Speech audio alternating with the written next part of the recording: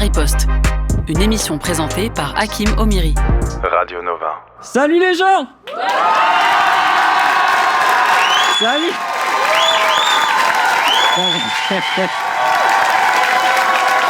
Merci. Merci beaucoup. Bienvenue dans la riposte.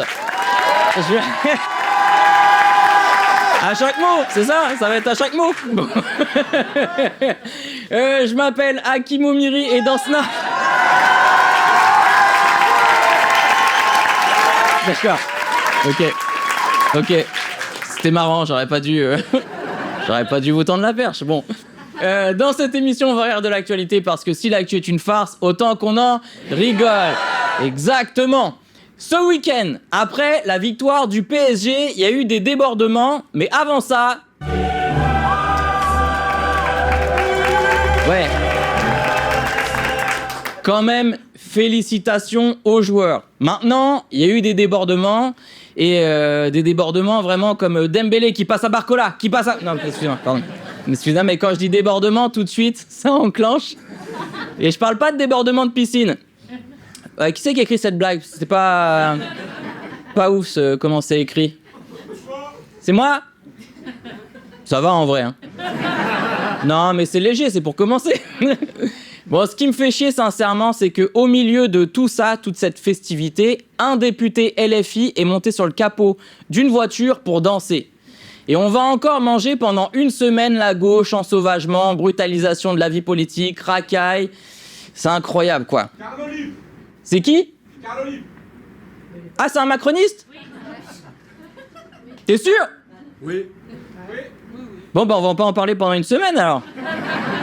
Oh, les médias, je pense qu'ils vont zapper, hein. Il a fait une vidéo d'excuses. Quoi? Tu veux dire que cet échange qu'on a ensemble, là, il est pas écrit? Putain, c'est vraiment bien fait, hein.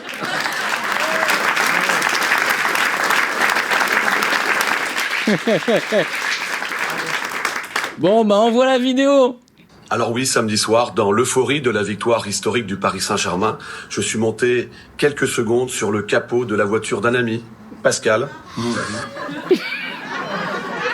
Pascal, il a fait... Tu sens que Pascal, il en a gros sur la pomme de terre. Là. Carlito, il est monté sur le capot de sa 206, et son ça veut dire, ouais, vas-y, fais ta vidéo, mais après, faut qu'on fasse le constat, quand même. Ouais, faut que tu me rembourses un capot. Mais je souhaite surtout que l'on retienne l'essentiel. Ouais. Une immense joie populaire des supporters. Des supporters heureux. Et le formidable travail des forces de sécurité, des policiers, des pompiers. Voilà, toujours remercier les forces de sécurité pour rappeler qu'il faut pas monter sur le capot d'une voiture, même si c'est la fête. D'ailleurs, Christophe Barbier, le mannequin écharpe de chez LCI, il était remonté en apprenant ça. C'est ça le plus désastreux. Parlementaire rime et doit rimer avec exemplaire. Carl Olive donne l'impression que monter sur un capot, c'est banal, c'est permis, c'est cool. Il s'ajoute à la liste des parlementaires pris en faute de comportement quand ce ne sont pas des... C'est un haïku qu'il a fait là. Ce qui veut dire en japonais, ne jamais monter sur une chariole sans consentement. Même si le PSG a remporté la Ligue des Champions au tir au but. Oui, parce qu'en japonais, c'est hyper court, c'est hyper condensé. Mais kanten-ten-tu, ça veut dire ça. Bon, est-ce que le RN a quelque chose à proposer pour empêcher les débordements? Moi, je suis favorable, par exemple, à ce qu'on développe la reconnaissance faciale pour favoriser l'identification des perturbateurs et des prédateurs. Mais c'est n'importe quoi. Mais faut mettre en place la peine de mort, en fait. Non, mais... On a compris, il faut augmenter l'arsenal des lois fascistes avant que vous arriviez au pouvoir. Mais faites pas les petits bras, pensez grand, pensez Jean-Marie Le Pen, en fait. La peine de mort, les gars. Je vous rappelle que le PSG, c'est le Qatar, hein. Donc des islamistes. Vous voyez pas qu'ils veulent voiler les Français par le foot, là?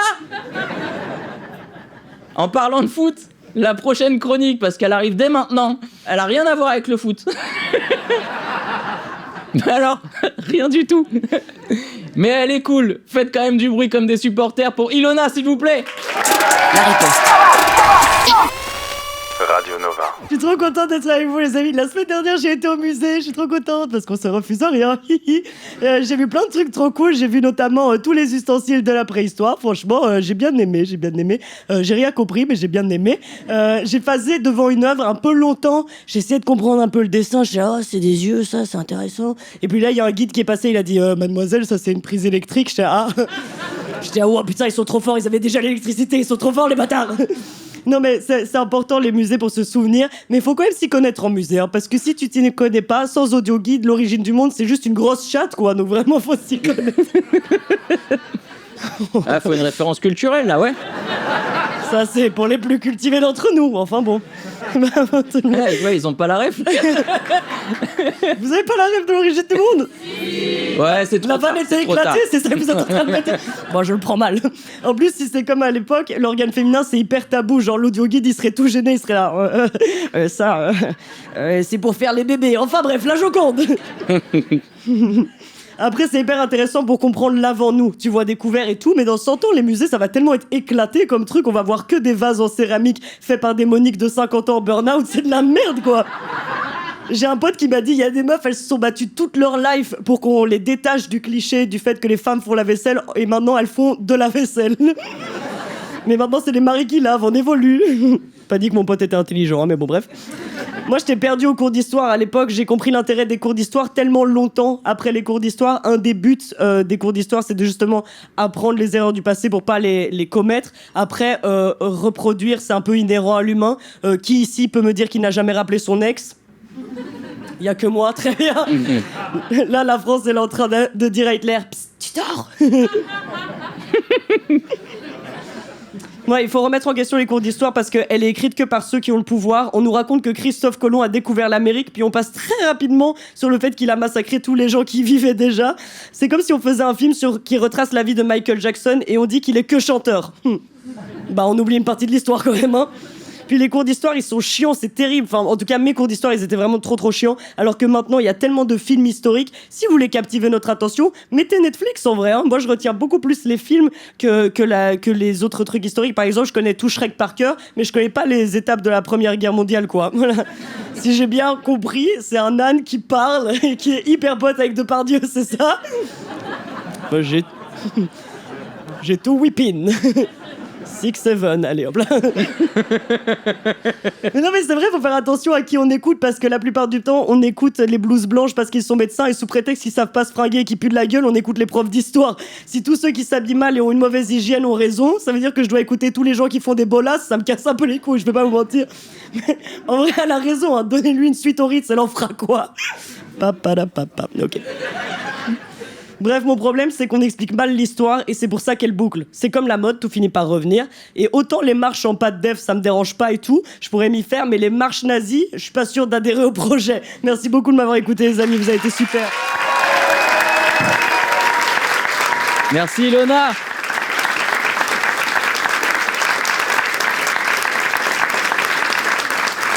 Vous pouvez retrouver Ilona à la Petite Loge le 10 juin, mais surtout suivez-la sur ses réseaux sociaux, Ilona Dufresne. Allez, est-ce que vous connaissez la WWF, l'association avec un joli petit panda ? Bah, je vous lis leur présentation. Nous œuvrons pour mettre un frein à la dégradation de l'environnement et construire un avenir où les humains vivent en harmonie avec la nature. C'est trop beau. C'est kawaii. Juste, la présidente de l'asso s'est fait dégager parce qu'elle a participé à une manif contre le racisme. Donc, leur slogan de WWF, « Ensemble, nous sommes la solution », apparemment dans le « Ensemble », il n'y a pas les Arabes et les Noirs. Quand ils disent vivre en harmonie avec la nature, les Noirs et les Arabes, on n'est même pas du côté des animaux, quoi. Mais... Non, mais on n'est même pas une espèce protégée. Je vous ai choqué. Donc, Alexandra Palt, membre de la présidence WWF, a été dégagée car elle participait à titre personnel au rassemblement transpartisan de Saint-Denis contre le racisme. Ses collègues, ils ont exercé des pressions sur elle, lui disant notamment que la lutte contre le racisme ne faisait pas partie des missions de l'ONG. Pour WWF, c'est mieux de protéger une baleine qu'une weshden. Le conseil d'administration a voté à l'unanimité la destitution de la présidente pour atteinte au principe d'apolitisme. Parce que la marche contre le racisme, elle était à l'appel de Bali Bagayoko. Bah moi, j'aurais été elle, je me serais défendu en disant « Mais sur CNews, ils ont dit que c'était un grand singe !» C'est pour ça que je me suis fait avoir.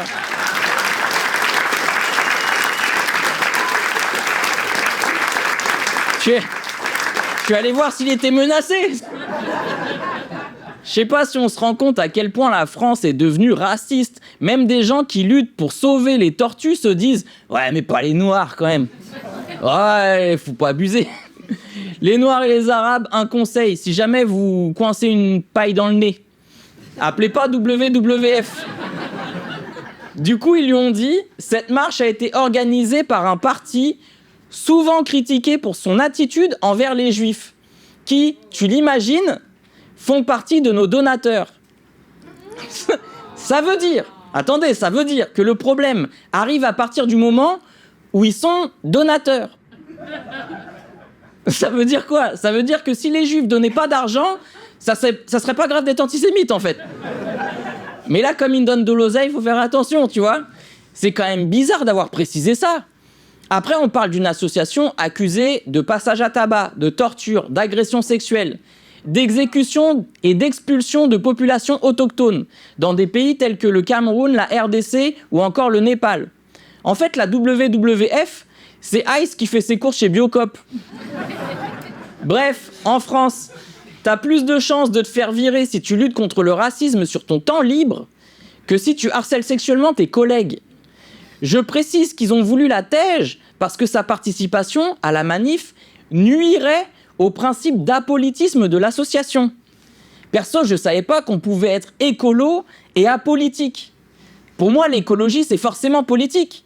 C'est des politiciens qui font voter la loi Duplon. C'est des politiciens qui permettent qu'on autorise l'élevage intensif.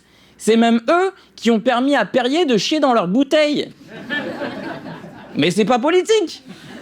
J'ai comme l'impression que faire de l'écologie sans politique, c'est comme faire un film sur Jean Moulin pour au final se chier dessus quand on te demande ton avis sur le RN.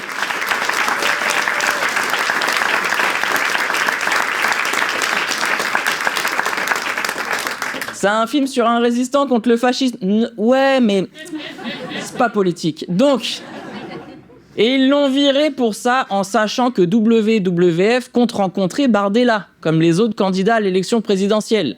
Je trouve ça assez hypocrite, mais c'est pas grave. Et je pense qu'on va être nombreux à ne plus faire partie de vos donateurs.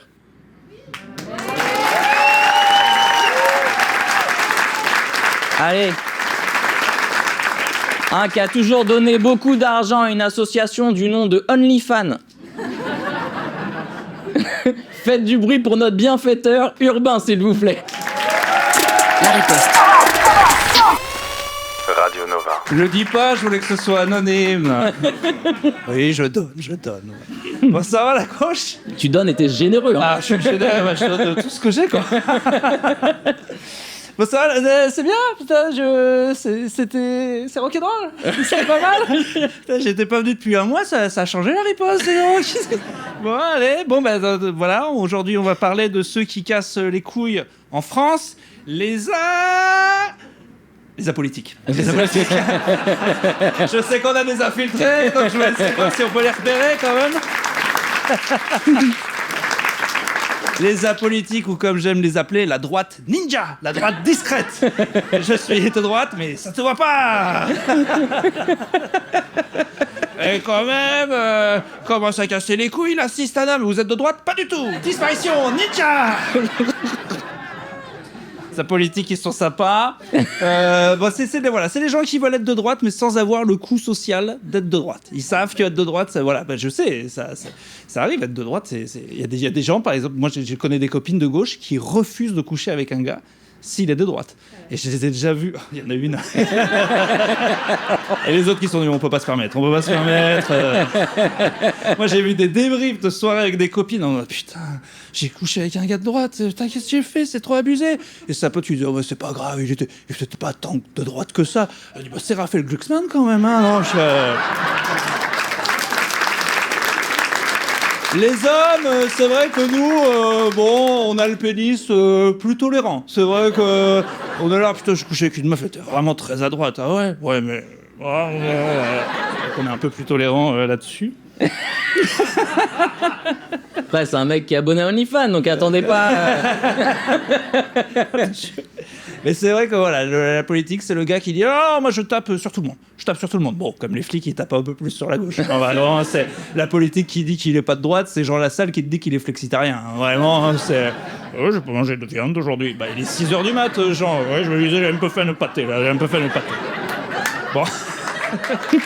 Merci, parce que je savais pas comment faire l'imitation. La politique, il aime bien, il dit des trucs genre non, moi je suis au-dessus des partis. Le gars, il a vu 3 TikTok, il se prend pour De Gaulle, c'est insupportable. Et je comprends, c'est totalement confortable d'être au-dessus des partis et de jamais prendre position. Par exemple, moi, dans le sport, je suis pour l'OM. Bon, j'ai passé un sale week-end, voilà, ça me coûte beaucoup, ça me coûte énormément. Mais c'est comme ça dans la vie, il faut prendre position, sinon t'es ce casse-couille qui justement là, pendant la Coupe du Monde, va arriver pendant les matchs et dire « Non, moi je suis pour le beau jeu, je suis pour tout le monde. » Et ben on vous déteste, voilà, on vous déteste, les apolitiques, on vous déteste. Il y a tellement casse-couille à jamais prendre position qu'on vous déteste encore plus que les gens de droite. C'est quand même très fort. Le problème de la politique, c'est qu'il y a des gens dans la vie, ils s'en branlent de la politique. Ils s'en branlent, c'est souvent ceux qui se font le plus enfler et qui connaissent rien, et ça fait de la peine, mais ils s'en branlent, il n'y a pas de problème. Mais la politique, le gars, dans son nom, c'est marqué qu'il n'en a rien à foutre de la politique et il ne parle que de ça. On dirait les asexuels qui passent leur temps. Alors moi, je suis asexuel. Très bien. Je te l'ai dit que j'étais asexuel ? Oui, bah là, je te connais depuis 5 minutes, ça fait 3 fois que tu le dis déjà, donc moi j'aime pas le sexe. Oui, mais est-ce que je peux avoir mon café, s'il te plaît ? Est-ce que c'est possible ? Parce que moi, je m'en fous du sexe. Bon, je vais te branler, ça va prendre un temps, parce qu'on va gagner un temps fou, là, parce que... Mais, en vrai, ils sont pas tous de droite, les apolitiques, il y en a aussi qui sont d'extrême droite. Non, ils peuvent pas tous être de droite, sinon c'est une catastrophe. Parce que si les apolitiques, ils sont de droite, ça veut dire qu'en France, déjà, ça fait combien de gens de droite ? Ça fait les gens de droite, plus les gens d'extrême droite, plus le PS, plus les apolitiques, ça ferait quand même énormément. Donc non, ils sont pas tous de droite, je pense. Et d'ailleurs, il faut qu'on arrête de les braquer. C'est aussi ça pour que je veux faire. On n'arrête pas de les faire chier à gauche, c'est pas la peine de les emmerder. Voilà, ils sont relous, mais ils sont inoffensifs finalement. Ils ne votent pas. Ils disent que le voter, c'est complètement con, qu'on est tous des moutons si on vote parce que les élections, et voilà, mais ok, moi j'ai envie de leur rétorquer. Dans ce cas, pourquoi des milliardaires dépensent tout leur argent à essayer d'influencer les élections si elles servent à rien ? Mais lui, il te dit qu'il vote pas. Eh ben tant mieux. Il est inoffensif, le gars, on dirait un skin qui ressemble à Manuel Bompard. Voilà, ça te fait pas peur. Tu te dis, bon ben lui, il va pas nous taper, on est tranquille. Donc, ce que je veux dire aux apolitiques, et j'ai des copains qui le sont, on va se faire chier avec ça, c'est continuer d'être apolitique, mais surtout continuer d'être à votant. Voilà, c'est bien. Merci beaucoup, à très bientôt, salut.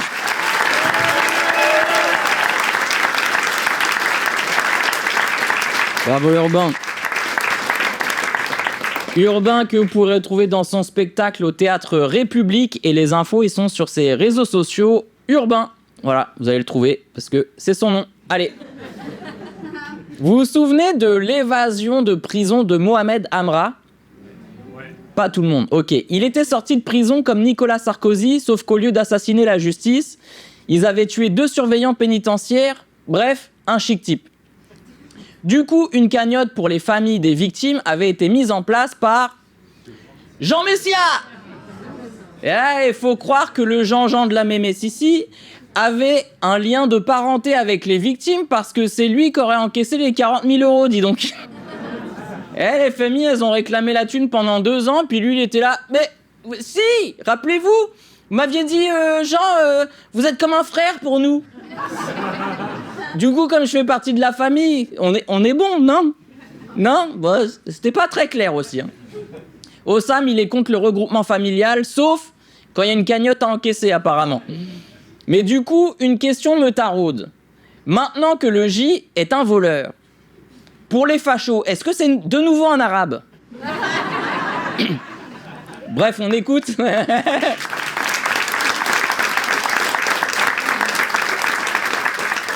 On écoute la défense de Jean Messia. Oui, mais Jean Messia, je comprends pas pourquoi vous n'avez pas adressé à la plateforme en question le RIB de la veuve de Fabrice Mouello. Mais parce que, Monsieur Marchal, le problème, c'est Moi, que... c'est Monsieur Truchot. Pardon. C'est comme les cagnottes, Oui, vous les confondez peut-être. Ai-je vraiment besoin de faire une vanne? Je vous ai dit la vérité, s'il l'avait pas faite, je l'aurais fait moi-même. Donc là, maintenant, sur BFM, pour pas qu'on se foute de leur gueule, ils font eux-mêmes les vannes. Ils sont crus dans 8 Miles, en fait. Ils s'auto-clashent. Monsieur Truchot, le problème, c'est que... si vous voulez... Ah, il a vraiment dû faire de la merde, là. Hein. Il répond comme la meuf de la semaine dernière qui s'est introduite de force dans le théâtre. Ouais. Quoi? Non, mais... On sait pas s'il cherche à expliquer pourquoi il a pas donné le bon RIB ou s'il cherche à prouver que je suis antisémite. Bref, Jeannette la cotise, Jean-Jean le cagnoteur, dis-nous pourquoi t'as pas donné le bon RIB. Je reçois pas un montant de 42 000 euros en une fois. Vous ni même en recevez deux. quoi exactement? Je reçois des micro-paiements, d'accord? Vous pouvez nous donner des exemples? 200 euros, 500 euros, 1000 euros, 25 euros. J'ai pas volé une voiture, j'ai volé 4 roues, puis après le moteur, puis après la porte, après les rétros. Vanne de mécanique, voilà, bon. Non seulement il est accusé de détourner une cagnotte, mais en plus il détourne les questions maintenant. Alors, c'est pas exactement les informations dont on dispose sur cette affaire-là. On a... Ah merde, tu veux dire qu'il a menti? Qui aurait pu prédire? Ouais. On se le demande. C'est-à-dire que peu après l'ouverture de la cagnotte, en fait, vous avez reçu très rapidement, dès le mois de mai 2024, des versements qui sont pas de quelques dizaines ou centaines d'euros. On parle par exemple d'un versement de 8 000 euros, d'un autre versement de 21 000 euros. Ah oui, j'ai dit 10-20 euros, mais ça veut dire 10-20 000 euros. C'est parce que... Non mais moi je dis plus 1000, c'est dépassé ça, à l'époque ça. Vous dites encore le mot 1000 vous? C'est vieux, on fait que des virements en milliers de... Non, pas vous. Vous savez comment on appelle cette technique de défense? Ben on l'appelle pas parce que personne se défend comme ça en fait. Ça là... Ça, c'est pas de la défense, c'est de l'auto-attaque. Il vient pour se défendre, il se met des patates dans le pif tout seul. Ce qui explique peut-être la taille de son pif. Mais, non, pas le physique, on est de gauche. Bon. On enchaîne. Le problème, c'est qu'encore une fois, l'intitulé des fonds que je reçois sur le compte, c'est GoFundMe. Non. Jeannot, le problème, c'est pourquoi tu touches sur ton compte l'argent d'une famille endeuillée. Même les gens des cagnottes Litchi, ils ont senti la merde arriver. Écoute. On a fait la demande de justificatif au créateur de la cagnotte, qui n'a pas voulu fournir les documents demandés et qui a donc de lui-même fermé la cagnotte et l'a créée sur une autre plateforme. Ah, l'échange, il devait être formidable. Mais je vous dis que c'est pour les veuves, d'accord? Mais elle s'appelle comment? Quelle indignité. Vous demandez le prénom de femmes qui sont en deuil. C'est pas le moment, excusez-moi. Écoutez, mettez l'argent dans ce sac de sport, et puis on va pas se poser plus de questions. Je veux dire, je m'appelle Jean, hein, je m'appelle pas Mohamed. Donc faites-moi confiance, un minimum. Regarde, je mange du porc, hein. Avec la couenne, s'il faut, devant vous, hein. Monsieur Jean Messia m'a écrit le 20 avril 2026. Il m'a dit 2 choses. Je venais d'apprendre par la plateforme GoFundMe que les fonds issus de la cagnotte avaient été virés sur un compte à l'époque que je ne connaissais pas. Il m'a certifié, écrit noir sur blanc, qu'à aucun moment il n'avait touché les fonds sur son propre compte parce que ça ne pouvait revenir... Bien sûr que non. Ça ne pouvait revenir qu'aux bénéficiaires. C'est fantastique. Perso, j'avais pas faim et ça me régale. Ouais, je suis archi content. On écoute la suite. GoFundMe, la plateforme sur laquelle j'ai ouvert cette cagnotte, disposait donc de mon relevé d'identité bancaire, puisque j'avais, au titre de ma cagnotte personnelle, donné mon relevé d'identité bancaire. GoFundMe considère que lorsqu'on donne son relevé d'identité bancaire, en tant qu'organisateur, on peut commencer à percevoir automatiquement les fonds. Pire avocat du monde. Déjà, il a perdu la moitié des gens. Et sa défense, c'est oui, pardon, mais la cagnotte où j'ai mis uniquement mon rib aurait dû finir sur le compte de quelqu'un d'autre dont j'ai pas mis le rib. Je sais pas comment ça se fait que c'est sur mon compte. Excellent argument. J'espère que vous aimez la plongée sous-marine parce qu'on n'a pas encore été au plus profond du sujet. Est-ce que vous vous rappelez du gérant du magasin de Godas Geox ? Il avait viré une intérimaire parce qu'elle était venue sur le lieu de travail avec un voile, contrairement à ce qu'elle avait sur son CV. Du coup, Jeannot la cagnotte, il en avait fait une pour soutenir le raciste qui l'avait viré et il avait récolté 60 000 €. Bah déjà, il récolte plus d'argent pour une meuf qui porte un voile que les mecs assassinés, hein, déjà pour commencer. Mais ça veut dire que les raslards qui ont donné de l'argent pour un raslard ont juste financé le train de vie d'un Égyptien. Ça me régale. Bon, évidemment, comme ça vient de sortir, entre-temps, il a dit qu'il allait rembourser les familles, comme maintenant c'est public.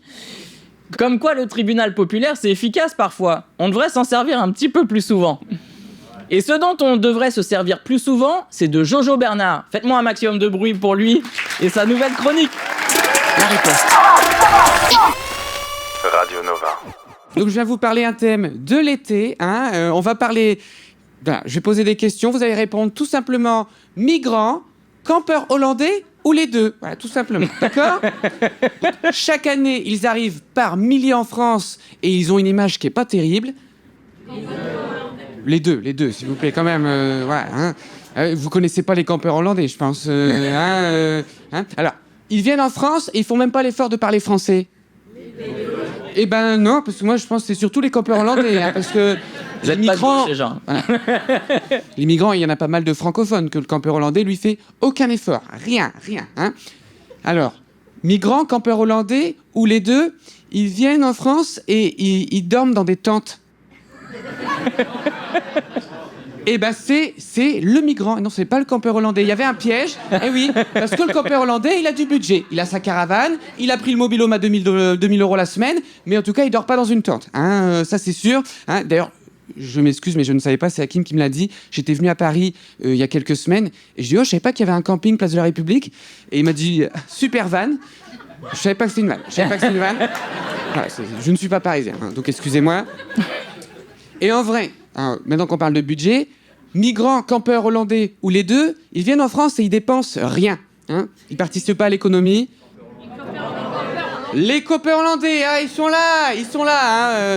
Alors en vrai, un petit peu les deux, parce que le campeur hollandais, on lui en veut, parce que lui, il arrive avec le coffre qui est rempli de bouffe. Jamais il va aller au resto, jamais il va aller à la supérette pour acheter des pâtes à 4 €. Il est radin, faut rentabiliser le camping-car. Mais c'est vrai que le migrant, il dépense pas grand-chose non plus. Mais bon... Peut-être parce que son coffre il est moins rempli quand il arrive. Migrants, campeurs hollandais ou les deux, ils nagent dans la mer Méditerranée. Vous allez répondre à cette question. Ils nagent dans la mer Méditerranée, migrants, campeurs hollandais ou les deux ? Les deux, bien évidemment, voilà. Parce que le néerlandais... Fallait d'abord qu'ils encaissent le choc. Ouais, c'est ça. Ils savaient la réponse. Voilà, il y en a, il est dans son bateau gonflable et il plonge pour se rafraîchir. L'autre, ils sont tous sur le bateau gonflable. Et souvent, quand il tombe dans l'eau, c'est qu'on l'a poussé. C'est pas lui qui a plongé. Et j'ai encore mieux, il nage dans la Manche. Migrants, campeurs hollandais ou les deux ? Et oui, il y a que les migrants qui vont dans la Manche parce que la mer du Nord, les Néerlandais, ils la connaissent, ils l'ont chez eux, elle est trop froide. Il y a que les gens courageux qui vont nager dans la Manche, donc c'est soit les ch'tis, soit les migrants, qui eux, ils veulent jusqu'à aller en Angleterre. Et moi, quand même, ça m'a choqué, parce que j'ai vu des gens qui viennent secourir, tu sais, des migrants qui ont voulu traverser la Manche, et ils sont sortis de l'eau. Et en fait, comme quoi, l'eau elle est froide et du coup c'est impossible, en fait c'est faux. Et du coup, bref. Oh putain. Ouais, elle était même pas écrite, je l'ai transcrite. Je sais pas pourquoi. Alors, migrants, campeurs ou hollandais ou les deux, ils sont écolos. Eh bien les deux. Et je vais vous dire pourquoi. Alors, les Hollandais, on le sait, c'est les premiers qui ont inventé le tri sélectif. Quand ils arrivaient il y a 20 ans, nous on faisait aucun tri dans le camping-car. Eux, ils avaient bien trié tous leurs déchets. Et les migrants, on se moque d'eux, mais quand même, ils luttent contre la déforestation. Voilà, je tiens à le dire, parce que je viens du Nord, et quand même, à chaque fois, on me parle de la jungle de Calais. Donc ils ont quand même Bah, planter les arbres tropicaux, et ça, quand même, ça s'applaudit. S'il vous plaît, quand même, ils méritent. Mais...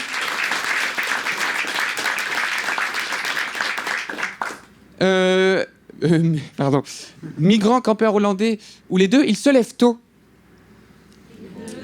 Les deux. Alors, le migrant, c'est pour vite aller shotgun le feu rouge qui rapporte beaucoup de sous. Et le campeur hollandais, c'est pour aller poser de la serviette sur le transat de la piscine. Hein, voilà. Et d'ailleurs, eux, à 22h, c'est chute, c'est dodo. Si je titre, il faut plus faire de bruit. Hein, on déconne pas avec le campeur hollandais. Migrant, campeur hollandais, ou les deux.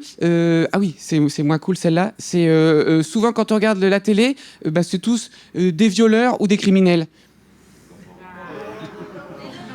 Alors, souvent, c'est les migrants qui ont une mauvaise image, voilà, parce qu'à CNews, voilà, ils ont vu un OQTF qui a fait un assassin, et ils ont dit, ah, bah voilà, c'est tous des meurtriers. Ils jugent tous pour les conneries de 1. Et moi, je trouve que personne ne juge les campeurs hollandais, alors que quand même, s'il vous plaît, on parle de Nordal hollandais, ce qu'il a fait, s'il vous plaît, et personne alors, ne les juge derrière. C'est... Ouais. S'il vous plaît. C'est Nordal le landais. Ah, c'est le landais. C'est le landais. Ah, merde. Bah, du coup, on va pas faire la truc sur François Hollande, parce que j'imagine que François Hollande, c'est pas... François Hollande, ça rentre pas non plus. On annule, ok. Eh bien, pour finir, du coup, migrants, campeurs hollandais, ou les deux, ils viennent en France, et ce sont des gros feignants. Les campeurs hollandais. Les campeurs hollandais, quand même, eux, ils viennent en vacances, alors que je pense qu'un migrant, en vrai, ils sont mal vus, mais quand même, je me dis si... Tu pars du principe que tu risques ta vie en traversant la mer Méditerranée pour faire un CAP boucherie ou pour travailler dans la restauration, faire un métier difficile, et moi j'ai changé d'avis. Maintenant je suis pour la naturalisation des migrants qui font l'effort, hein, parce qu'on en a besoin pour l'équipe de France de foot. Allez, bonne Coupe du Monde et bonnes vacances.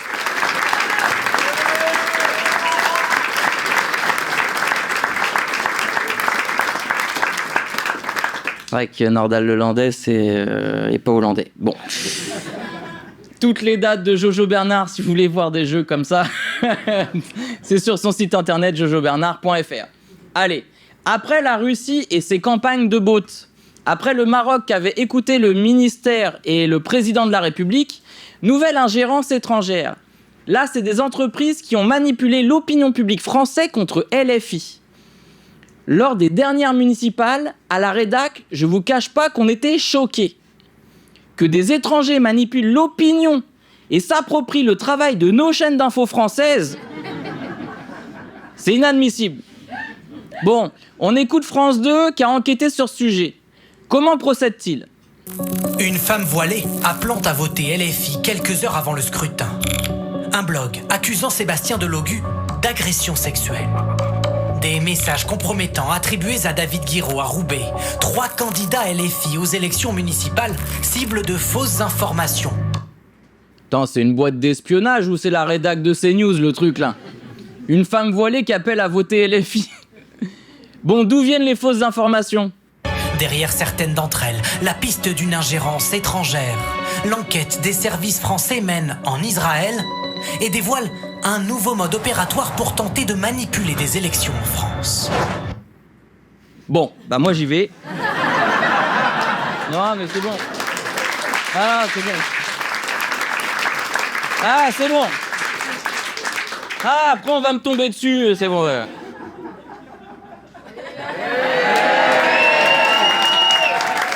Bon. Non, mais ça me saoule parce que je vais faire des blagues et on va me mettre dans la sauce algérienne, là. Il y a des darons qui vont vouloir prendre d'assaut le théâtre pour dire que je suis antisémite. Je vais devoir faire une vidéo sur ma chaîne YouTube en démontant tous leurs arguments éclatés pour montrer comment elles sont de mauvaise foi. Et ça va faire 800 000 vues. Et après, complément d'enquête. Ouais, mais non. Non. Parce qu'après, complément d'enquête, ils vont venir dans l'émission, ils vont me demander on aimerait bien voir comment tu travailles. Et puis après, moi, je vais pas dormir. Donc, c'est stressant, cette merde. Ouais, vous rigolez.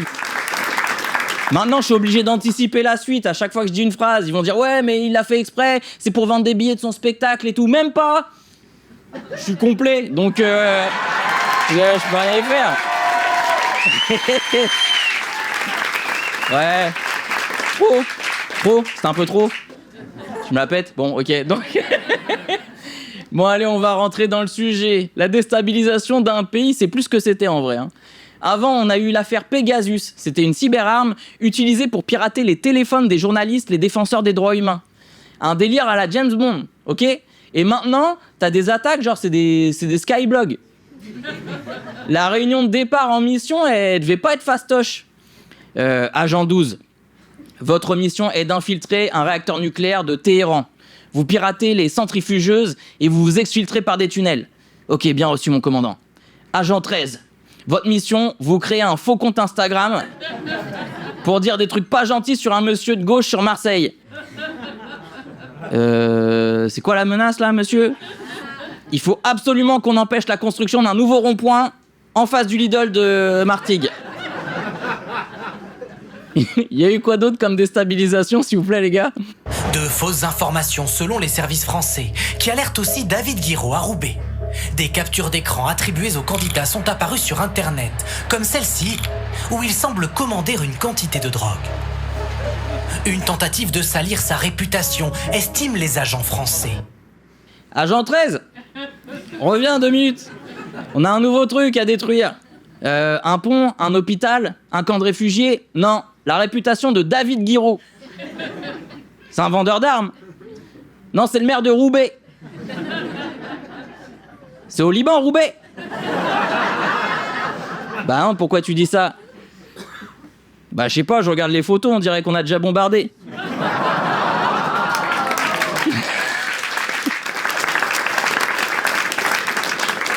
Non, on a encore rien fait là. C'est juste une ville islamo-votante en France. Et Guiraud, il est extrêmement dangereux. Faut le faire passer pour un trafiquant de drogue. Et on va faire fuiter des messages qu'auraient été les siens. D'accord, je vais créer une histoire de go fast. Vous voulez qu'on parle de combien de tonnes de drogue ? 3 grammes. Je pense que je vais démissionner, moi, parce que sont éclatés mes missions, monsieur. Une campagne malveillante, écrivent-ils, cherchant à altérer l'information des citoyens. 3 candidats identifiés comme des défenseurs de la cause palestinienne. Ah, les salauds. Ah, ils ont osé être contre le massacre d'au moins 20 000 enfants. 20 000 quoi ? Des boucliers humains dangereux. Des personnages... Ouais, ces personnages, ils sont contre le bombardement d'hôpitaux. Enfin, des boucliers hôpitaux. Ouais. Ils disaient, mais c'est des malades mentaux, en fait. Et s'ils arrivent au pouvoir, vous rendez-vous compte ? Ils vont être contre le fait de détruire des boucliers écoles. Des boucliers vieilles personnes. Des boucliers, peut-être, je sais pas. Faut agir, en fait. Alors, que sait-on de cette entreprise ? Les enquêteurs identifient d'abord une entité nommée Blackcore, conçue pour l'ère moderne de la guerre de l'information, précise son site internet. Elle se vante de disposer de 1600 faux comptes sur Facebook, TikTok ou Instagram pour mener à bien ses opérations de déstabilisation. 1600 faux comptes. Oh, les petits joueurs. Bolloré, il possède CNews, Europe 1, LJDD. Ils manipulent des millions de cerveaux tous les jours en direct avec des chroniqueurs qui n'en ont même pas eux-mêmes.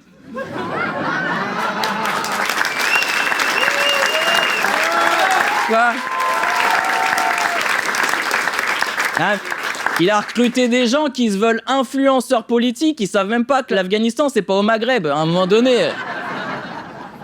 Bolloré, il fait le travail de 100 000 faux comptes, tout seul, et en plus, il touche des subventions de l'État pour ça, hein. Même si les autorités françaises estiment que l'opération n'a eu qu'un faible impact sur le scrutin, une enquête judiciaire a bien été ouverte et un rapport des services devrait être publié dans les prochains jours. Rapport très attendu par LFI. Un faible impact, qu'ils disent ? Selon qui ? Un sondage sorti par un institut de Bolloré ? Parce qu'une accusation de viol sur un candidat de droite, peut-être, ça aurait eu un faible impact. Tu vois ? Il aurait juste eu à dire on peut plus draguer. Elle avait une jupe, elle est hystérique la meuf.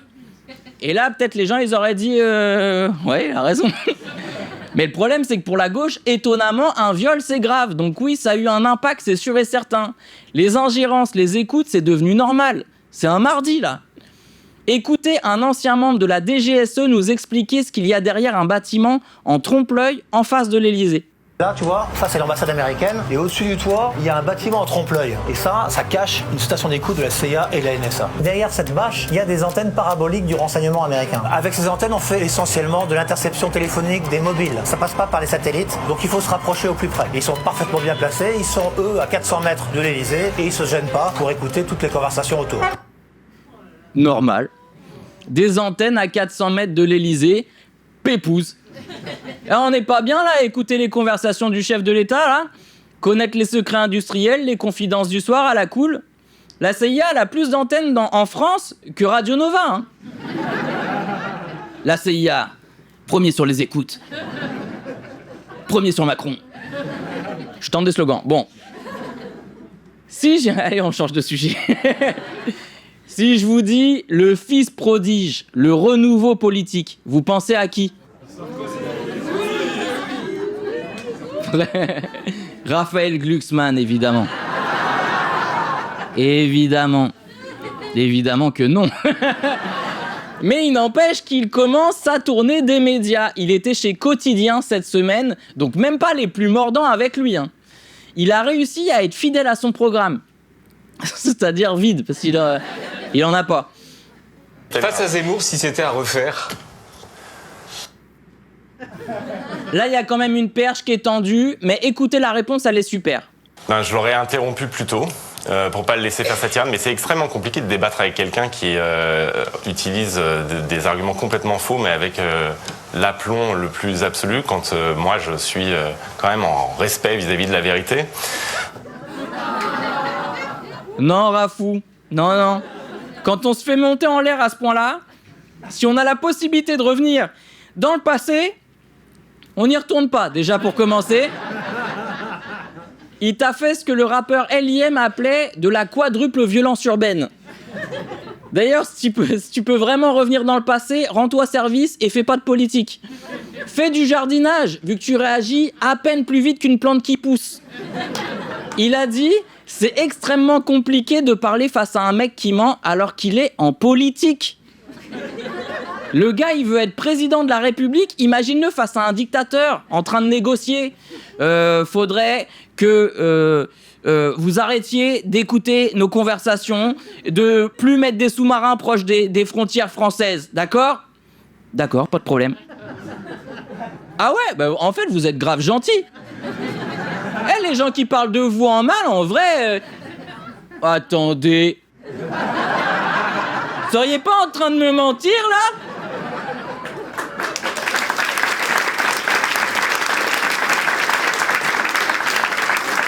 C'est pas réglo, hein. On a dit on croisait pas les doigts. Bon. Mais est-ce que vous vous trouvez, là, après avoir vu toutes les images de vous, est-ce que vous vous trouvez bon ?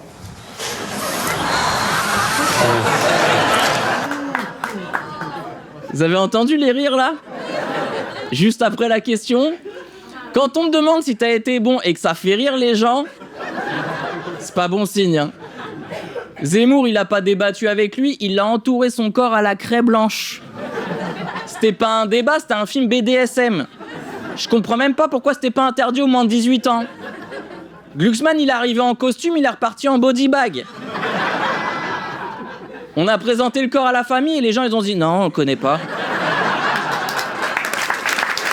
Jamais vu. Qui ça ? Raphaël ? Non. Avant de décéder, il aurait écrit « Zemmour m'a tué avec son sang ». Sur les murs d'LCI. Alors, sincèrement, pas toujours. Voilà, pas toujours bon. Ce que je suis à chaque fois, par contre, c'est sincère. Tu réponds ça à un entretien d'embauche, même chez Testi Crousty, ils ne prennent pas. Je vais la redire sans bafouiller. Même chez Testi Crousty, ils te prennent pas. Sincère, tu sais, le gars, il te pose une question, genre, vous savez faire cuire du riz ? Sincèrement, pas toujours. Mais ce que je suis à chaque fois, c'est sincère. D'accord ? Et la friteuse, vous savez faire gérer la chaleur et le temps de cuisson ? Sincèrement ? Pas toujours. Mais, dégage de mon resto, en fait. croire. Mais la politique, c'est aussi de la communication. Bien sûr. En face de vous, il y a des mastodontes de la communication comme Gabriel Attal, par exemple. Ils font des blagues chez Quotidien maintenant. Mastodonte de la communication comme Gabriel Attal. Il y a un homonyme ou comment Parce que mon point de vue, il pue la merde, hein, Gabriel Attal. Hein. Après, peut-être je suis pas objectif. En tout cas, là, Raphaël, t'as les moyens de vanner. Alors vas-y, c'est le moment, t'as une proie facile. Est-ce que vous pourrez faire face à ça? Mais on peut aussi croire que les Françaises et les Français en ont marre des purs produits com. C'est lui qui dit ça, là. Attends, il va dire qu'il est sincère, encore une fois. Ah, il se fout de notre gueule, hein. Tout son interview, c'est une cata. Il a enfermé sa camp... Je vais la refaire. Remonte un petit peu. Là, tu descends, voilà. Voilà, je me disais bien que je lisais pas bien le mot. Je vais la refaire. Ok. Il a enterré sa campagne. Même avec un tractopelle, tu creuses moins bien que lui. Écoutez quand Yann lui pose cette question sur Mélenchon. Sa gauche à lui, c'est quoi?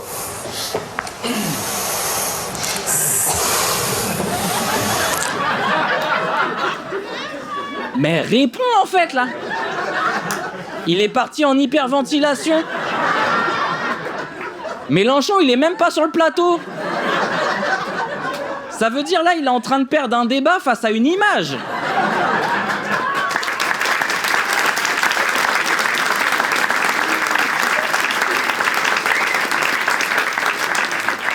Il lui a montré une photo, il était...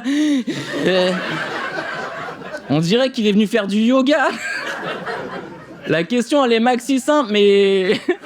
Lui, il a besoin de relâcher son plexus solaire 7 fois avant de répondre. À 2 doigts d'allumer de l'encens et de faire... Il est zinzin, le type. Bon, vas-y, réponds. Quand je le regarde comme ça, je me dis, quel gâchis, parce que tant de talent oratoire mis au service de la fracturation de la société française... Et aujourd'hui, c'est devenu le meilleur agent électoral de l'extrême droite. Et envoyer Jean-Luc Mélenchon au 2e tour, c'est garantir la victoire de Jordan Bardella et la prise du pouvoir par le Rassemblement national. J'ai pas la réponse à ma question sur sa gauche. J'ai juré Yann Barthès, il regarde la riposte maintenant. Non, parce que là, il fait une réponse qui claque, hein. Là, ça a l'air poli, parce que c'est Quotidien, mais pour lui, c'est comme s'il lui a dit hey, « réponds, fils de pute », tu vois ce que je veux dire? J'ai pas la réponse à ma question, c'est du trash talk de Quotidien, quoi. Là, il est hors de lui, Yannou. Hein. Alors, que va-t-il répondre de nouveau sur le fond? Bah, c'est une gauche qui fracture, qui brise... Qui fracture. Une gauche qui fracture. On est dans le champ lexical de la boxe. Parce que Méluche, il se sert bien de son jab. Le gars reproche à la gauche de pas cautionner un programme de droite. Il est là, bah ouais, mais vous êtes pas arrangeant avec la droite, du coup, ça fracture, là. Bah oui. Parce qu'on est de gauche, en fait, c'est ça le principe. Bon, là, Barthès, lui, il vient en aide. C'est pas une question qui suit, c'est une main tendue. Il lui montre François Hollande. Et il lui demande. Sa gauche à lui. Ah, déjà, c'est le dernier président de gauche. Oui. Ouais. Et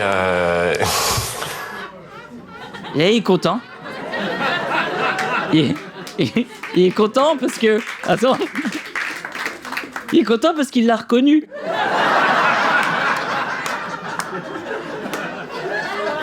C'est pas le but du jeu. Il joue à qui est-ce? Il lui a montré une image. C'est lui, c'est le président, là. Je l'ai reconnu, c'était mon président. Et non, Hollande, il est pas de gauche, vu qu'il a fait une politique de droite. Et qu'il a détruit son parti au point qu'il pouvait même pas se représenter. Mais Rafou, il est content, il a le sourire. Il a réussi à gêner tout le monde sur le plateau de Quotidien en parlant de Hollande, quand même. Il y avait un malaise, on dirait un repas de famille quand ton oncle sénile, il vient de lâcher une caisse des ténèbres. Et après, t'entends juste les couverts des gens qui mangent et qui se retiennent de rigoler et tout. Tu te dis, ah, il est malade, mais... On sent tous, là, on sent tous, hein. Là, il est bon, le rôti, hein. Donc, réussir à s'enterrer dans une émission où il n'y a aucun piège, C'est une performance qui relève de l'incroyable. Dans les fichiers secrets relâchés par la CIA, on a les ovnis, on a la mort de Kennedy et Glucksmann chez Quotidien quand même, qui est expliqué. C'est terrible de tomber dans un piège qui est même pas tendu, quoi. On dirait Berjo Blacker qui dit « Je parle arabe, je l'ai appris en Syrie » alors qu'on lui a rien demandé. Et après, quand on lui dit « Comment ça va ?» Allez, on va passer à la prochaine chronique. Le king des mecs a un œil. Faites du bruit pour le roi Bang, s'il vous plaît. La riposte. Radio Nova. Salut. Hakim ? Ouais, attends, laisse-moi digérer l'info, là. Il y a beaucoup d'infos, il y a le haut, il y a la possession. Vas-y. Hakim ? Oui. J'ai constaté un truc. Ouais ? Il n'y a rien de plus fragile que la normalité. Genre, si demain, Dembélé, il s'assoit comme moi, là, c'est sûr, dès le lendemain, t'auras des gars partout en mode « On est là, hein ?» Posez. Allez, mon gars, resserre-moi un verre, Ligue des Champions. La, la, la, la, la, la. Une première partie de chronique que les gens qui nous écoutent en podcast vont adorer. Pour expliquer, j'avais la tête à l'envers, comme les gens qui pensent qu'Hakim est facho.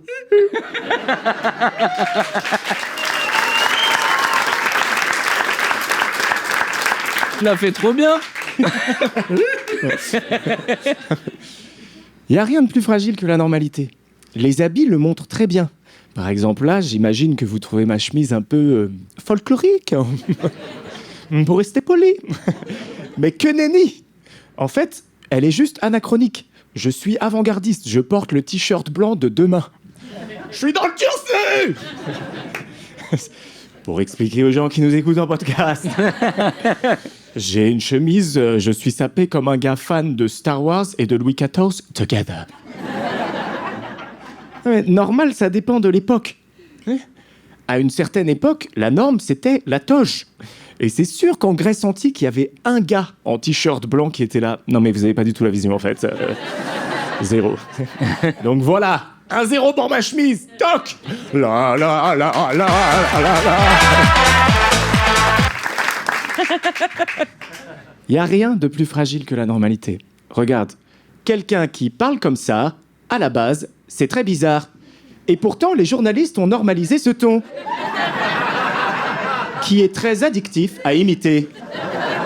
À essayer à la maison. Il faut juste assez de gens qui fassent un truc pour qu'il soit normalisé. Par exemple, je pense qu'on est tous d'accord que boire de l'eau, c'est plus normal que boire de la pisse. Mais les deux se font, hein. Il y a une vraie commune de gens qui trouvent ça normal de déguster son urine. Un reportage France 3. Il y a 5 millions d'Allemands qui pratiqueraient l'urinothérapie.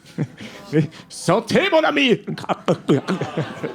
Attendez, vous riez, mais demain, Squeezie sort une boisson Ciao Pipi. Tu vas voir.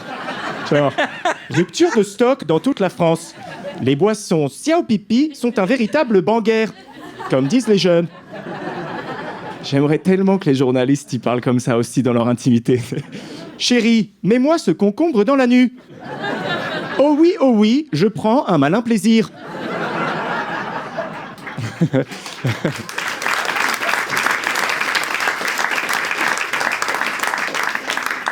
Tu fais vraiment ça le bonjour, quoi.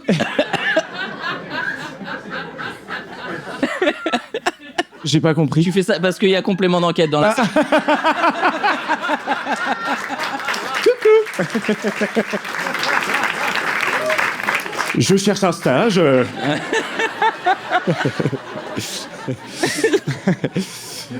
Non, mais tu veux que je te dise? Quoi? J'entends plus rien. Okay. Je vais me remettre à l'envers. Okay. Tu veux que je te dise? Les vrais gens bizarres, c'est ceux qui interrogent jamais la normalité. Ceux qui disent « c'est comme ça ». Mais ça permet les pires horreurs du monde. L'amalgame normal égale OK, ce n'est pas OK. Bon, OK, je suis addict, ça y est. Normal égale OK, ça donne « c'est normal qu'il mette sa main dans la culotte de cette fille, c'est Gérard ». Ou « c'est Patrick ». ou c'est Christophe, ou Benoît, ou la moitié du cinéma français. Ou alors c'est normal qu'ils soient pédophiles, ce sont des écrivains français. Donnons-leur une tribune dans Libération dans les années 70. Ou alors c'est normal qu'ils nous mentent, ce sont... des politiciens. Et ben voilà. Heureusement...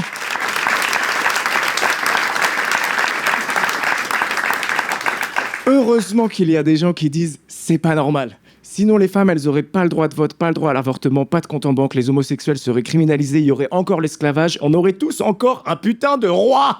Stéphane Bern, je t'emmerde. Le roi ici, c'est moi.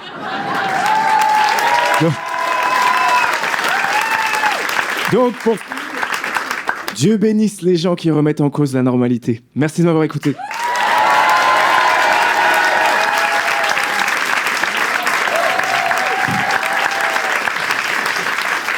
Incroyable.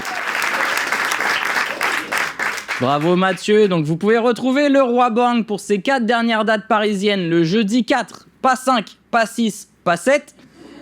Le 24 juin à Toulouse, au Train Bleu et durant le Festival d'Avignon. Bref, allez voir ces informations sur les réseaux sociaux. Le Roi Borgne. Allez, nouveau sujet. Il y a eu une bagarre à la Baule entre jeunes. Ouais, je sais, c'est une info qui surprend. La Baule, capitale mondiale du pull en cachemire sur les épaules. Normalement, c'est pas le thème. Mais si, du coup, ils en ont parlé à la téloche, c'est un sujet national. Bah attends, faut bien les remplir, les sujets des émissions inutiles. T'es marrant, toi. Bon. On écoute notre chouchou, Charles de Consanguin.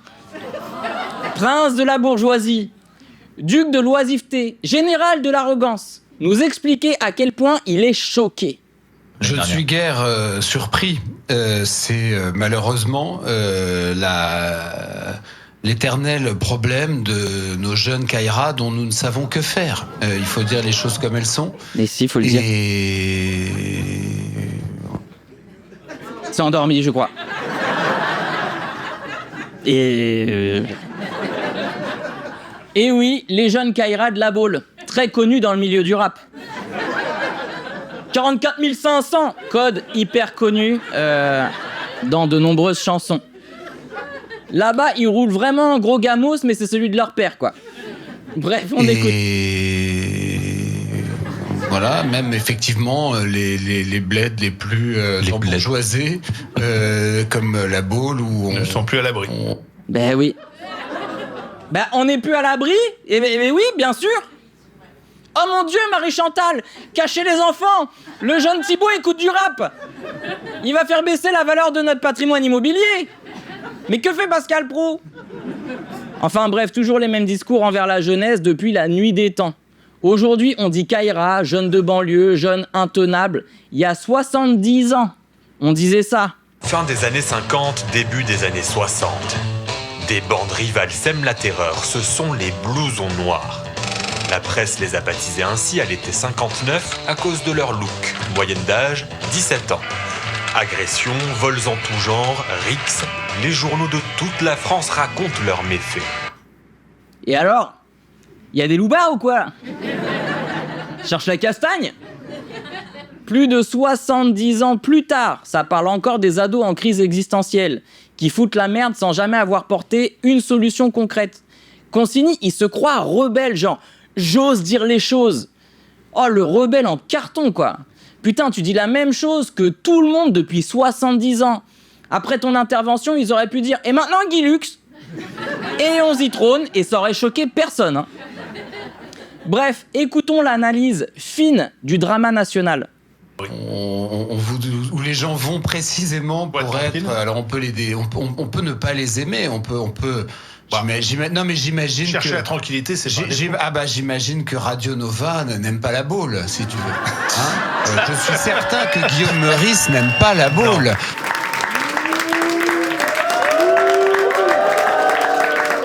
Ah, on a des problèmes avec des zones géographiques maintenant. Putain. Attendez, j'ai dû rater un truc parce qu'il a embrouillé Guillaume Meurice dans l'histoire, quoi. Je vous remets l'extrait parce que vous faisiez du bruit. Je suis certain que Guillaume Meurice n'aime pas la Baule. Comment on est passé d'une bagarre à la Baule à Guillaume Meurice. Guillaume, il aime pas les bagarres, déjà, de base. Parce que son corps est contre. Ouais. Non. Son esprit aussi. Mais vous me direz... Enfin, vous m'empêcherez pas de penser qu'il y a quand même un lien de cause à effet. Quand t'es épais comme lui, tu dis non, là, pacifiste. Donc, bon. Mais d'où est venu le rapport improbable entre la Baule, des Kaira et un gauchiste vegan qui achète des chaussures en tofu et qui est contre le capitalisme boursier? Consigny, son analyse, elle consiste juste à ressortir des clichés. Ils sont de gauche, ils doivent détester les huîtres. Bah, c'est de droite, les huîtres. Il peut te politiser des crustacés, hein, Consigny. Vu qu'il y a des riches, ils doivent détester cet endroit. Les gauchos, en plus, ils puent des pieds. Analyse de 6e B, quoi. Il y a toute une boboserie, si tu veux, qui n'aiment pas ces gens qui sont en rupture avec la boboserie, justement, et qui voudraient être peinards avec les chaussures bateau, le pull sur les épaules, le journal du dimanche et un verre de rosé. Bon, bah oui. Ça, c'est son truc. Mais quand t'as pas d'argument, il finit toujours en mobilette, un peu, hein. Passé super vite. Bon. Une boboserie. C'est quoi? C'est ceux qui vont chez Roche-Beaubois. Ils rentrent, ils regardent les meubles, ils disent ça, c'est de la boboiserie, ça. Ouais, je fais ce que je veux, d'accord?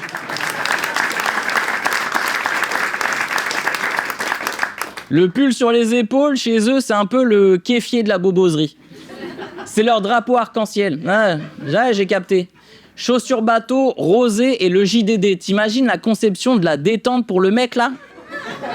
Il se pose le dimanche. Ah là là, quel bonheur! Le bruit des vagues, le soleil qui chauffe la peau. Tiens, laisse-moi lire un édito de Geoffroy Lejeune sur le grand remplacement islamiste pour me relaxer les chakras. C'est l'enfer pour moi. Même eux, maintenant, c'est marrant. Ceux qui considèrent qu'il y a un problème sur la sécurité, un problème sur l'immigration, un problème de laisser-aller général dans notre pays, se voient confirmer dans leur suspicion sur la plage même de l'endroit où ils essayent d'échapper à ce qu'ils craignent. Ça, c'est quand même intéressant. Oh, le sujet de philo, là. Bon, tout ça pour dire que t'as peur, quoi. Mais tu vas pas assez fort, en fait, sur le drama Charlito, là. Accentue le truc. Là, on n'y croit pas assez que t'es en danger.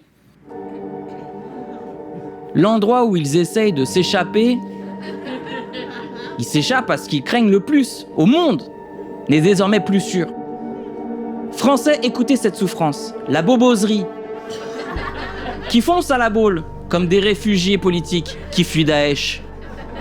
Ces hommes et femmes, partis sans le sou, parce qu'ils ont oublié la CB, arrivent en vacances dans leur maison secondaire, avec leur vulgaire Porsche Cayenne hybride. Ils vivent l'exode de 1940. Vous voyez pas que leur cauchemar, après avoir payé une maison à 3 millions d'euros, vient de se réaliser?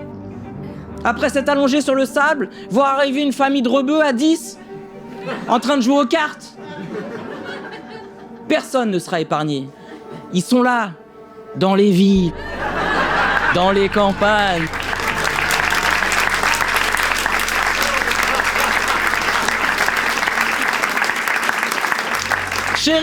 Chérie, appelle la capitainerie tout de suite. Le vivre ensemble est en train de s'infiltrer avec un parasol. On peut pas bronzer en mixité sociale, je suis désolé, ça m'abîme les pores.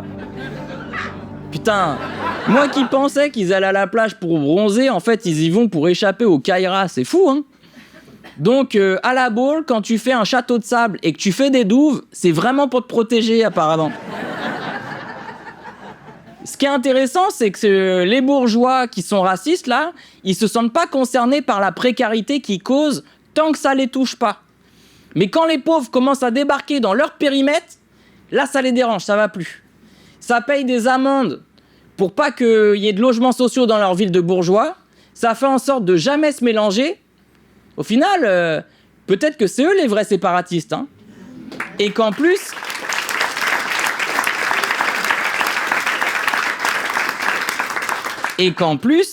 c'est de leur faute. Ou alors c'est de la faute des Russes.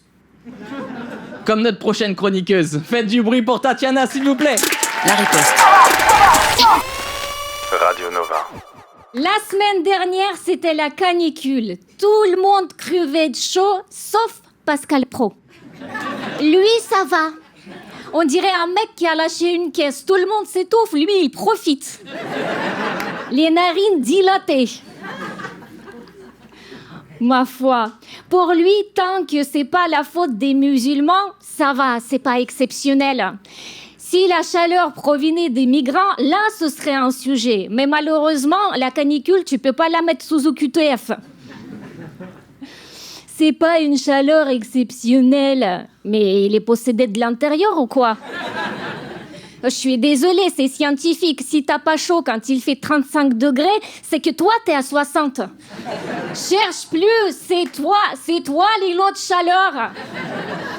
Moi, je pense que le réchauffement climatique, c'est à cause de CNews. L'heure des pros, c'est une émission carbone. Autant de fake news par minute, il chauffe comme un database. La haine des Arabes, c'est pire que l'énergie fossile. Si le racisme avait un bilan carbone, Pascal Praud serait devant un jet privé qui bouffe de la viande et regarde le ChatGPT.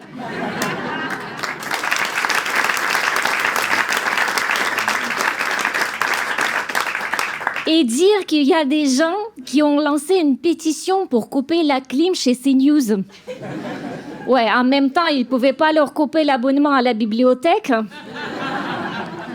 Mais je ne savais pas que c'était la clim qui rendait les gens incultes et racistes. C'est pour ça que Gilles Loulouche raconte de la merde. Trop de clim dans les salles de cinéma. Je suis sûre que chez CNews, elle est fixée au max. Là, à la rigueur, c'est même pas la clim qu'ils ont. Ils enregistrent carrément dans une chambre froide. Non, tu peux y aller. Hein? C'est tellement spontané. Non, Pascal Praud, si choisir, c'est pas la clim qu'il fallait lui couper. C'est l'antenne. J'allais dire l'antenne. La brillance dans vos yeux, mon Dieu. Ah, les rageux, c'est fou. Mais j'avoue que la clim, c'est drôle. Ah, on a envie, hein. On a envie de le voir transpirer comme un vendeur de kebab. Les manches retroussées, les auréoles sous les bras, les lunettes qui glissent comme sur du gras, et une goutte qui se détache du bout de son nez, il s'éclate par terre avec les restes de sa dignité. Vas-y, mens maintenant. Ouais, c'est ça, vous avez joui. Ouais, vous emballez pas, on connaît Pascal. C'est pas l'absence de clim qui va l'empêcher de mentir. Lui, même en enfer, il te dira non. C'est pas une chaleur exceptionnelle. D'ailleurs, je le trouve un peu frais, ce paradis. Il se passera pas 3 jours, le diable va saisir l'Arcom. Je suis désolée, mais ces propos diabolo-sceptiques sont inacceptables. Ça impacte toute ma communauté. Et on n'est pas au bout de nos déceptions. Imagine, on leur coupe la clim. C'est sûr, ces bâtards vont embaucher des gens avec des éventails. Avec des flabellums, comme on t'en bénit. C'est comme les riches, ils se démerdent toujours pour nous la mettre à l'envers. Si c'est pas pour polluer, c'est pour exploiter. Tu veux interdire les bagnoles, ils vont prendre les pousse-pousse. Tu veux interdire les yachts, t'inquiète qu'ils vont faire revenir les galères. Du coup, je pense qu'ils ne laissent pas de choix. On voulait pas en arriver là, mais je crois qu'il va falloir qu'on interdise les riches. Merci.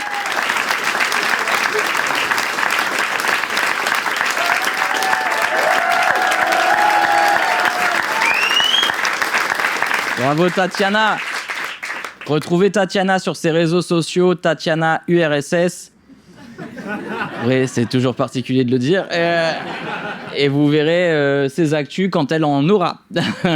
Normalement, elle est en train d'écrire son spectacle. Allez, alors que vient d'être votée l'abrogation du code noir, soit une bonne nouvelle, bah si, quand t'as un cerveau qui fonctionne, c'est une bonne nouvelle normalement. Non, mais j'ose le dire, excusez-moi de préciser que c'est une bonne nouvelle, parce que un événement mémoriel simple mais important a réussi à diviser sur un plateau télé. À votre avis, sur quelle chaîne ? C'est Booz, exactement. Écoutons comment ils en ont parlé. Les députés s'apprêtent à voter ce jeudi pour l'abrogation du Code noir et l'ensemble des textes ayant réglementé l'esclavage dans les colonies françaises jamais formellement abrogés après 1848. Donc tout ça, évidemment, symbolique. C'est symbolique. Sa phrase, elle est tombée dans les marches. C'est ça, symbolique. Non, mais c'est important de préciser que c'est symbolique. Parce qu'il y a des gens qui sont encore nostalgiques. Donc, qui n'ont pas compris que c'est fini. Bref, la suite. Qu'on a un député qui est avec nous, Emmanuel Macron remet au centre du débat la question de la repentance et du passé colonial. C'est sympa parce qu'il ne nous parle que pour nous dire qu'on s'est mal conduit. Il nous dit qu'on s'est mal conduit. Tu parles de l'esclavage ou de pas avoir dit bonjour à ta tante en arrivant là. C'est l'un des pires crimes contre l'humanité, mais Pascal, ça lui casse les couilles qu'on en parle, quoi. Oui, bon, on a jeté des mecs par-dessus le bord en Atlantique. Notre pays est responsable de viols, de tortures, de meurtres pendant plusieurs siècles. Mais bon, on va quand même pas en parler plus de 10 minutes. Pour se dire que faut pas que ça se reproduise, c'est bon. Oui, on s'est mal conduit, mais ça arrive de déraper. Vous avez jamais pété en disant c'est pas moi, peut-être ? C'est pas moi. Bon.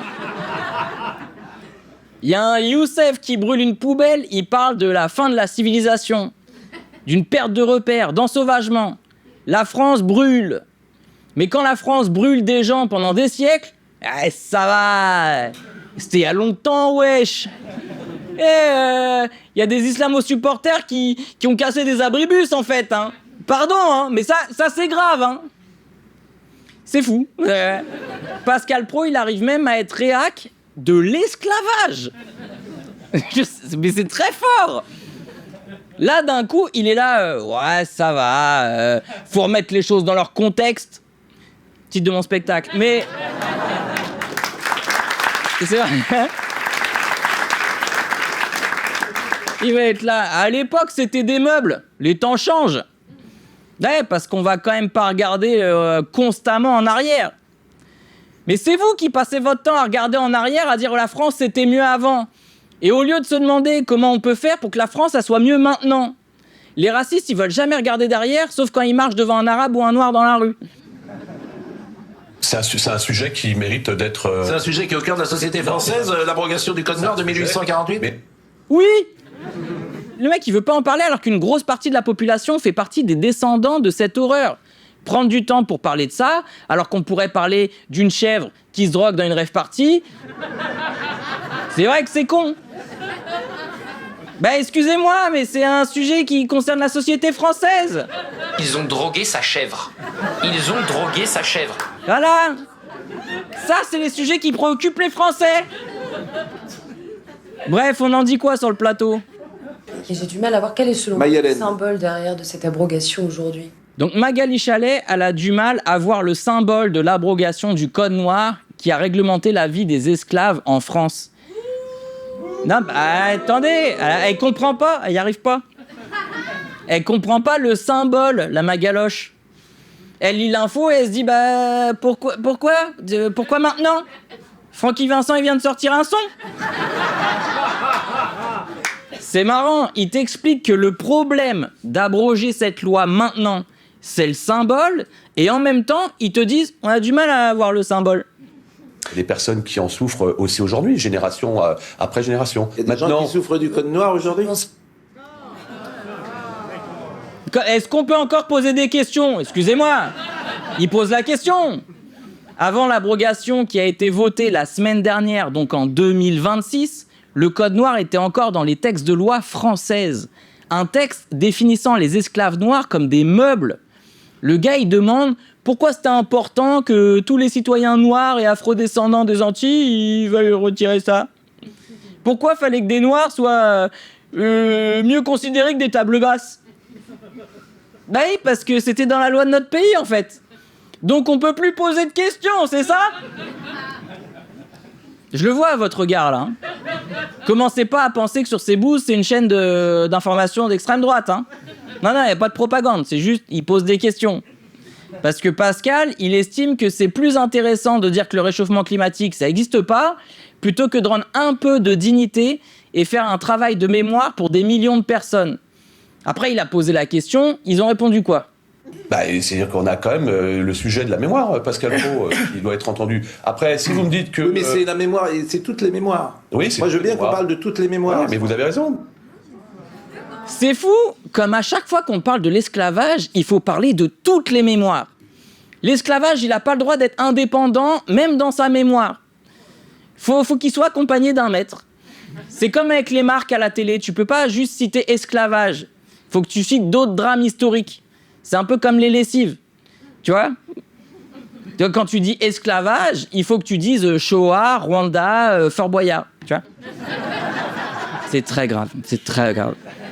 Des personnes de petite taille qui courent avec des clés, excusez-moi. Il y en a un, il s'appelle Passepartout. On va faire semblant que c'est pas grave, ça? Bon, pourquoi faut pas parler du code noir aujourd'hui? Le problème, c'est que... Oui. Le problème, c'est que historiquement, on sort tellement l'élément de son contexte, ça ne veut rien dire. Pardon de le dire, mais le code noir promulgué par Louis XIV, à l'époque, dans les colonies françaises par rapport aux colonies anglaises, c'était, avec 12 guillemets de chaque côté, un progrès. Oui, non, bah... Mais avec 12 guillemets! Vous n'avez pas compté les guillemets, c'est pour ça, vous êtes arrêté à 2-3 guillemets. Il y en avait 12, là. Acquérir le statut de meuble, c'est déjà une évolution pour quelqu'un qui n'a pas d'âme. Et c'est incroyable. Je veux dire, avant d'être des meubles, c'était quoi? C'était des accessoires, c'était des porte-clés. Je sais pas, je suis pas spécialiste de l'histoire, en fait. Mais eux, si, apparemment. Alors non, n'entrez pas là-dedans. Là, si on va là-dedans... oui, mais historiquement, je suis désolé. Oui, historiquement, mais si vous expliquez que le code noir est un progrès de Colbert, je vous assure, on va pas entrer là-dedans. Mais il y avait une... Voilà, c'était une codification. Bien sûr. Alors qu'avant, il n'y avait pas de codification. La scène est folle, j'ai même plus de blague. En fait, en 2026, t'as 5 blancs autour d'une table à la télé qui sont là à discuter sur le bien fondé ou non de retirer de la loi française un texte qui donne le droit de marquer au fer rouge un être humain pour montrer qu'on le possède.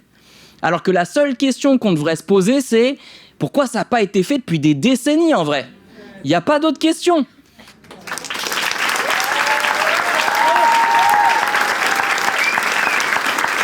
Ouais. Je regardais les extraits tirés de cette émission et je vous jure, je me suis dit, j'ai fait un voyage temporel en fait. Je suis dans case départ. C'est pas possible. Il y a une brèche spatio-temporelle qui touche que la télé française. Et là, dans leur monde, Jean-Marie Le Pen, il a gagné en 2002. C'est pas possible. On est dans Sliders. Les mondes parallèles. Bon. Dans n'importe quel SF, là, on est sur une uchronie. Mais dans notre réalité, on est simplement en Macronie. Ouais, c'est bien écrit. C'est bien écrit.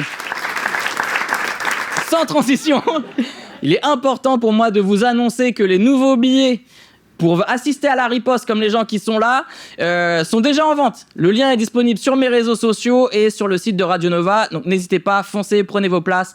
Le début de septembre et octobre est déjà quasiment complet alors que j'en avais pas trop parlé. Mais ce sera sur mes réseaux sociaux, donc foncez, prenez vos places et encore merci du soutien.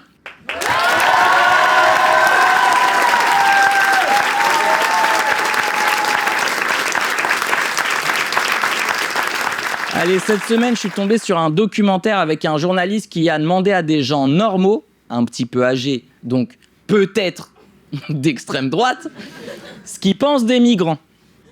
Mais il y en a beaucoup trop. Ah. Ils prennent davantage que nous, on la paye. Ces messieurs-là, n'est-ce pas, parce qu'ils viennent d'étrangers, sont payés. Et vous pas? Et nous, on est moins payés qu'eux, puis c'est tout. Ah merde, les étrangers, ils bossent plus du coup. Ce sont des feignants, des incapables et des feignants. Ah merde, les étrangers, ils bossent pas du coup. J'ai le sentiment qu'on n'est plus chez soi. Ah merde! Comment ça se fait? Ils font quoi? Ils chantent et on peut pas leur dire d'arrêter. Mais ça vous dérange personnellement? Ça nous dérange, c'est sûr, parce qu'ils nous pointent de haut. Alors on fait une remarque, ils nous pointent de haut. Ah merde! Quoi d'autre? N'ont absolument pas la même mentalité que nous. Et ils feront absolument la masse. C'est eux qui nous commanderont et non pas nous qui les commanderons sous. Eh bien moi, oui. Moi, je suis fermement contre. J'ai dit, ils peuvent tous partir. Donc je résume. Les migrants sont trop nombreux, fainéants, incapables, mais malgré ça, ils vont nous commander tout en faisant trop de bruit parce qu'ils chantent. J'ai un bon esprit de synthèse, excusez-moi. C'est fou comme ces gens parlent des Italiens. Oui, j'ai oublié de préciser, ces commentaires datent de 1964.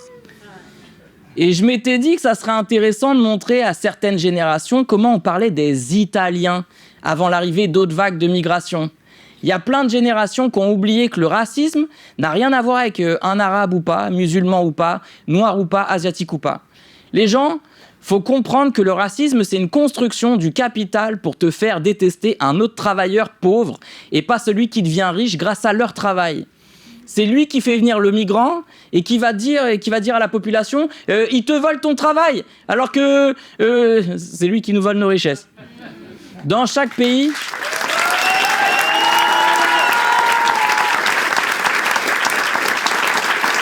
Ouais. Je vous ai fait un twist.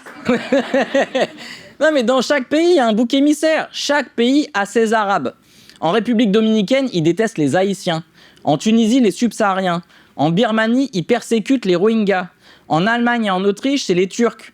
En Hongrie, c'est les musulmans. La menace culturelle, tant qu'à faire.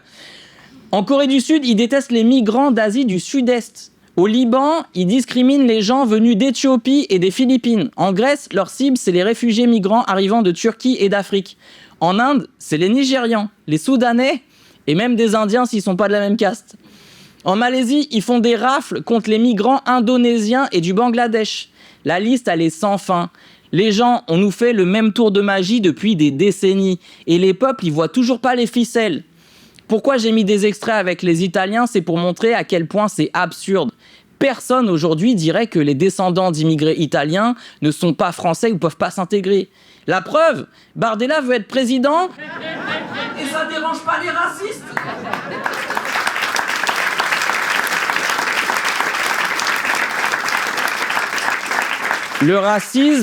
Le racisme, c'est juste une construction mentale qui permet de manipuler la population. Et vous savez qui manipule la population? Ni les Arabes, ni les Italiens. C'est les hommes lézards!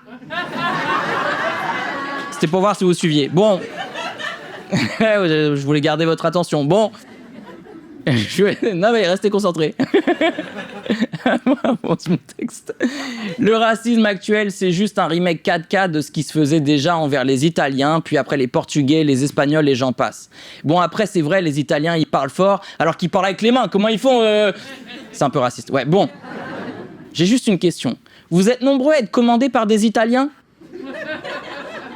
Non parce qu'ils disaient qu'ils allaient finir par nous commander.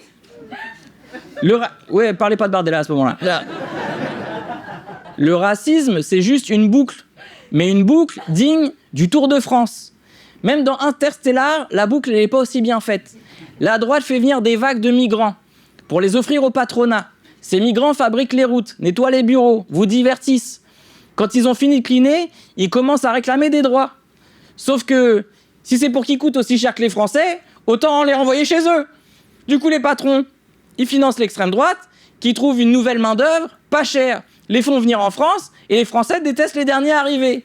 Ceux qui étaient victimes du racisme, ils détestent les derniers arrivés pour dire nous ça va. Donc, oui, parce que c'est comme ça qu'on est assimilés.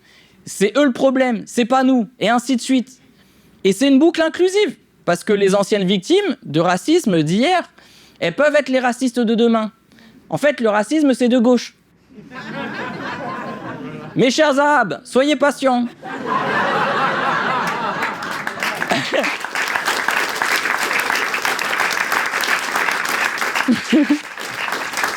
Un jour viendra où plus personne ne vous fera chier. Et ce jour-là, vous aussi, vous pourrez être raciste. Envers un peuple opprimé encore plus.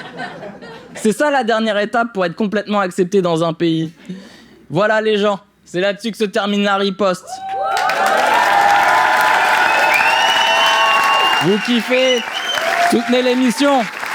Prenez vos places pour mon spectacle en tournée et allez voir mes chroniqueurs.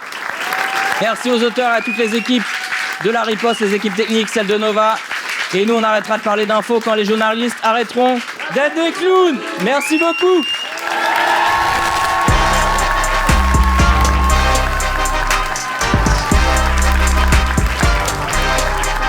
Merci beaucoup. C'était La Riposte avec Hakim Omiri, à retrouver en podcast sur nova.fr et en vidéo sur YouTube. Radio Nova.